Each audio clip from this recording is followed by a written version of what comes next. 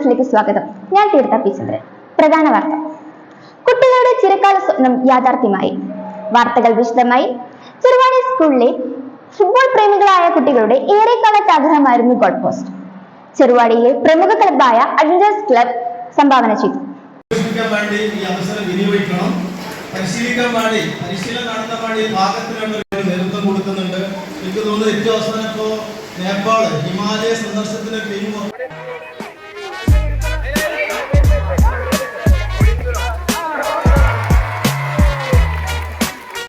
ഇതോടെ വാർത്തകൾ അവസാനിച്ചു. നന്ദി, നമസ്കാരം.